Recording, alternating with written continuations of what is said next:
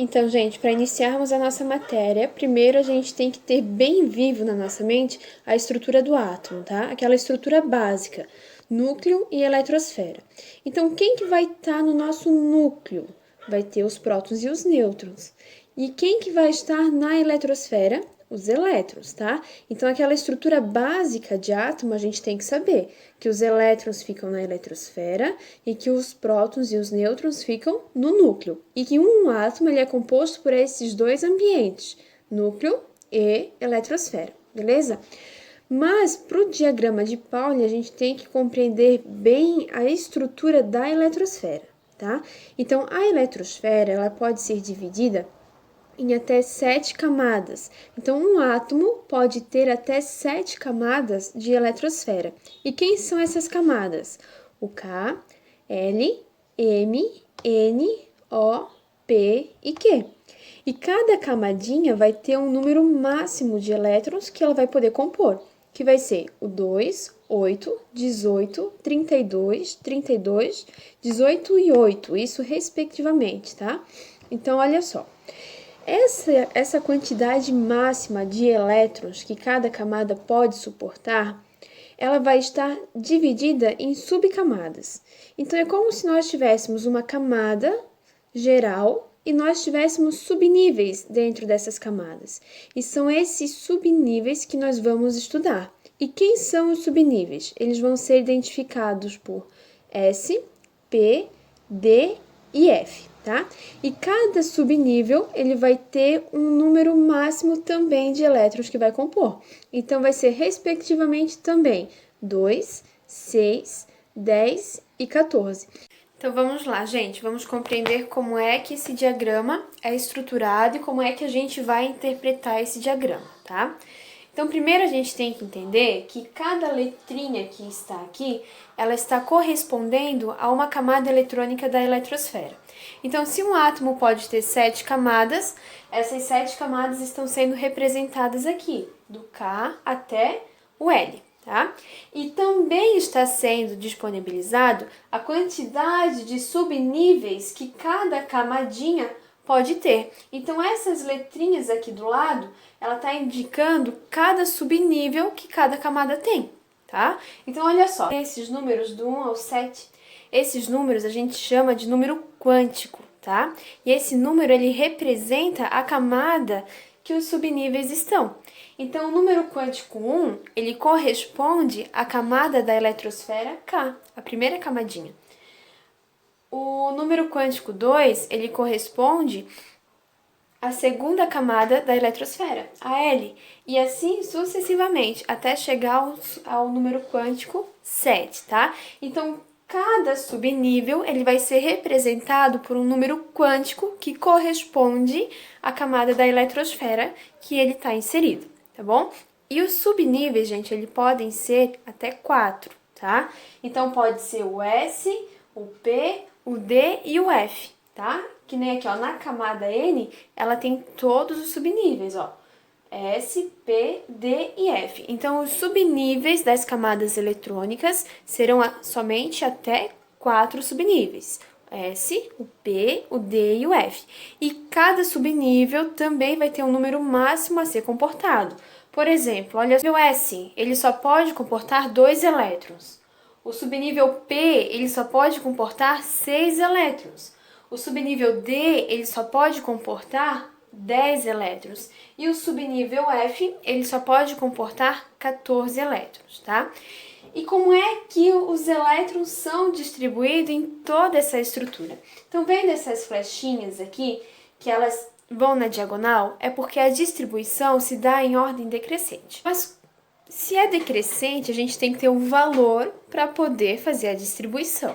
E esse valor vai ser fornecido pela tabela periódica. Então, nós temos que identificar o elemento que a gente vai distribuir, vai fazer essa configuração eletrônica, e a gente tem que analisar o número atômico. Então, a informação, o número que estiver sendo disponibilizado lá no número atômico, é o número que a gente vai fazer essa distribuição de elétrons. Mas, prof, você não disse que o número atômico é a quantidade de prótons? Sim, é a quantidade de prótons, mas Por regra, um átomo ele possui a mesma quantidade de prótons e elétrons. Então, o número de prótons, o número atômico, será o número que a gente vai fazer essa distribuição, porque vai ser a quantidade de elétrons que ele possui. Agora vamos fazer aqui, ó, do magnésio, tá? Para a gente poder fazer a distribuição, o que a gente precisa primeiro? Saber a quantidade de elétrons que vai ser distribuído. Então, o magnésio, ele tem quanto? Ele tem 12 de número atômico. Então, se ele tem 12 de número atômico, ele tem 12 elétrons para serem distribuídos.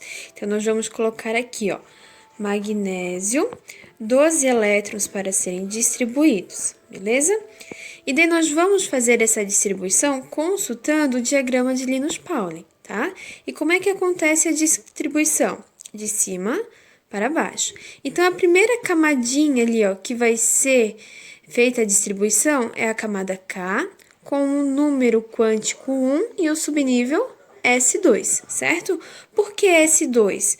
Porque o S é o primeiro subnível e o 2 é a quantidade de elétrons que ele suporta. Então, número quântico 1, que corresponde à camada K, S, subnível S, e 2 elétrons que já foram deixados ali, beleza? Então, desses 12 elétrons para serem distribuídos, 2 está no subnível S, na camada K, beleza? Então, seguimos para a próxima. Foram deixados 2 elétrons, então ainda nos restam 10. Então, olha lá. 2 ficou aqui. E como que é a ordem dessa distribuição? Ele desce e daí ele volta para descer novamente, certo? Então, olha só, a primeira camadinha foi a K, já foi. Agora, ele foi para qual? Foi para a camadinha L, olha só, que tem o número quântico 2, que faz a referência à camada L. Então, ficou número quântico 2, subnível, qual que é o subnível que tá ali? O S novamente. S o quê? 2. 2 porque o subnível S, ele só suporta 2 elétrons. Então, olha lá, ó. 2 elétrons, beleza? Então, desceu, desceu. Não tem mais aqui para distribuição, Então, a gente volta lá para cima. Nós já distribuímos 4 elétrons de 12, então nós temos mais 8 elétrons para distribuição. Então, se nós já distribuímos aqui, ó, nesta camada, nesta outra camada, voltamos. Para onde que a gente passa aqui primeiro? Ainda no número quântico 2, que faz referência à camada L, porém agora no subnível P. E o subnível P, ele tem quantos elétrons que ele suporta? 6 elétrons. Então, a gente vai colocar aqui, ó, 2, P, 6, certo? Porque, olha só, ele desceu, ele subiu, ele desceu novamente, distribuiu 4, agora deixou mais 6. Então, desses 6 mais 2 e mais 4, a gente já deixou 10 elétrons.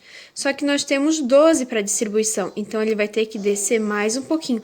E quando ele desce, olha só, ele vem para a camadinha M do número quântico 3. Então, a gente coloca aqui, ó, número quântico 3, subnível S, e a quantidade de elétrons deixados, 2. Então, nós temos, ó, 2, 4, 10, 12. Nós fechamos a nossa quantidade de distribuição. E nós temos quantas camadas envolvidas? 1, 2 e 3, certo? Porque nós temos 3 números quânticos diferentes que fazem referência a 3 camadas eletrônicas diferentes. K, L e M, ok? Aqui a gente também já vai entrar numa outra informação, que é para definir a camada de valência. Lembra a camadinha de valência, a última camada da eletrosfera? Por que a última camada? Porque é a camada de maior número quântico representativo. E qual que é o nosso maior número quântico aqui? É o número 3. Então, o número quântico 3 é a nossa camada de valência, que corresponde à camada M, certo? Vamos tirar a prova real? Então, olha só. Vamos aqui, ó, magnésio. Aqui, ó, magnésio. Quantas camadinhas? Olha só. 1, 2, 3. Igual aqui, ó. 1, 2, 3. Quantos elétrons na camada K? 2. 2. Quantos elétrons na camada L? 8. Ó, 2 mais 6, 8. Quantos elétrons na camada M? 2. Exatamente. Qual a camada de valência? Qual a última camada da eletrosfera? 3, que é igual a M. KLM. Entendeu, gente? Essa é a distribuição. Então, nós vamos utilizar o diagrama do Linus Pauling, um número atômico, tá? Que vai estar representadinho aqui em cima. Se não tiver representado em cima na tabela periódica de vocês, daí vocês vão consultar a legenda, tá? Toda a tabela periódica tem a legenda, então vocês consultem e vão de acordo com a informação que ela passa para vocês.